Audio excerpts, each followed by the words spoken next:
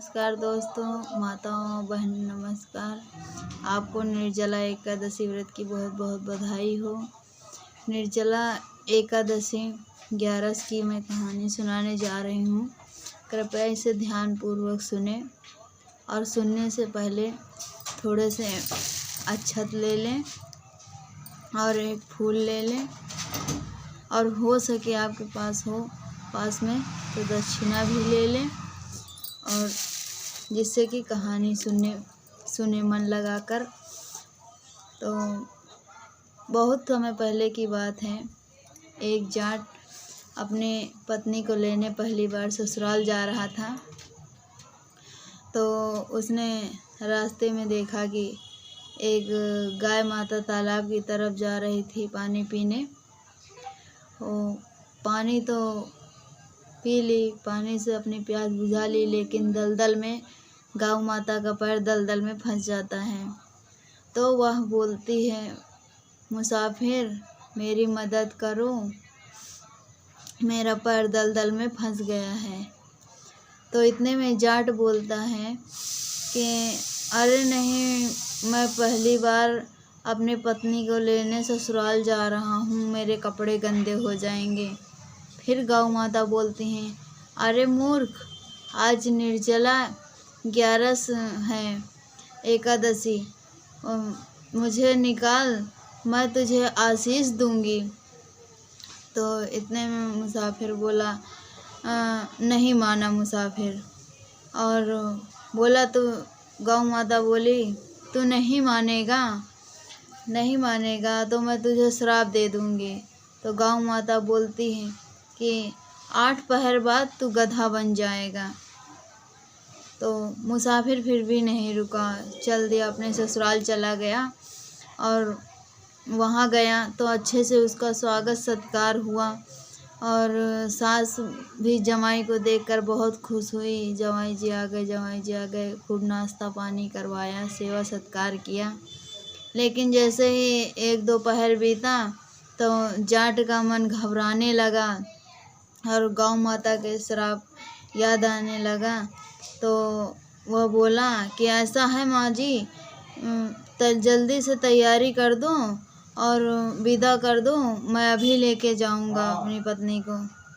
तो जाट ऐसे बोलने लगा तो पत्नी बोली कि अरे रुक जाओ ना, थोड़े दिन रुक जाओ। उसकी माँ बोली, अरे जवाई जी अभी आए हो, कुछ दिन रुक जाओ, अभी तो आ रहे हो, पहली बार आए हो हमारे घर, कुछ दिन सेवा का मौका दीजिए।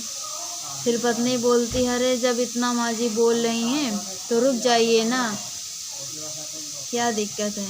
तो अपनी पत्नी को बुलाकर धीरे से बोलता है, वही गौ माता की सारी कहानी बता देता है कि रास्ते में गौ माता पानी पी रही थी तालाब में, और उन्होंने मुझे आवाज़ दिया, उनका पैर फंस गया था। तो बोले, मुसाफिर मुझे दलदल से निकालो।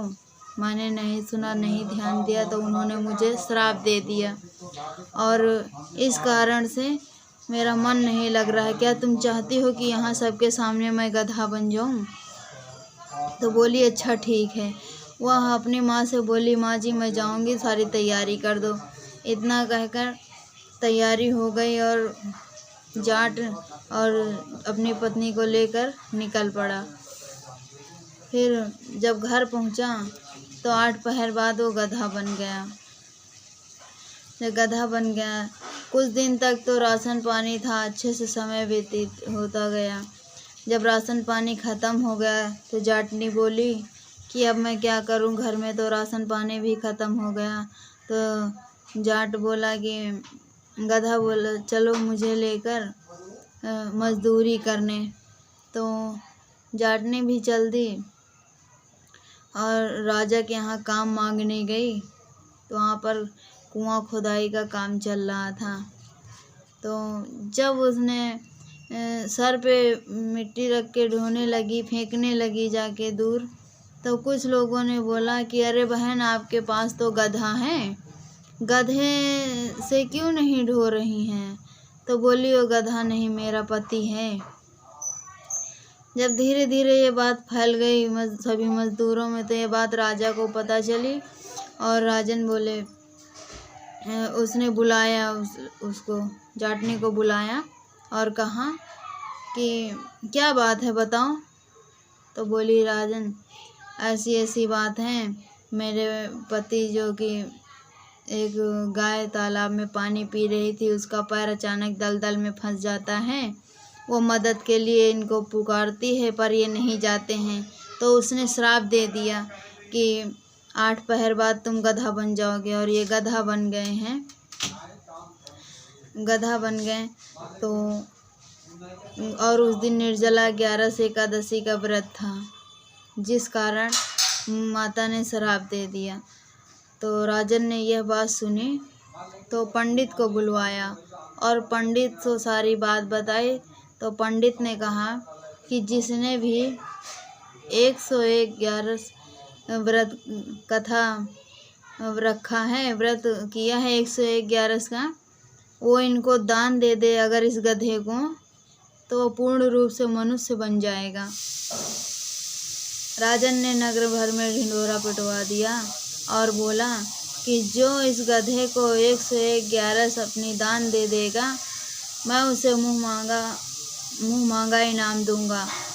तो इतना सुनकर भाई बहुत सारे लोग आए नगर के, लेकिन कोई ऐसा नहीं निकला जिसने 111 व्रत रखा हो, व्रत किया हो, जो इस गधे को दान दे सके।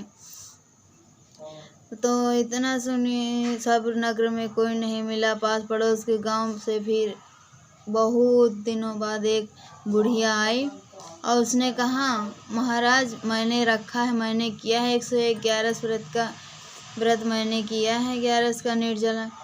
तो वह बोला कि तुम मुँह मांगा इनाम मुझे कुछ भी मांगोगी मैं देने के लिए तैयार हूँ, पर इस गधे को अपनी 111 व्रत दान कर दो।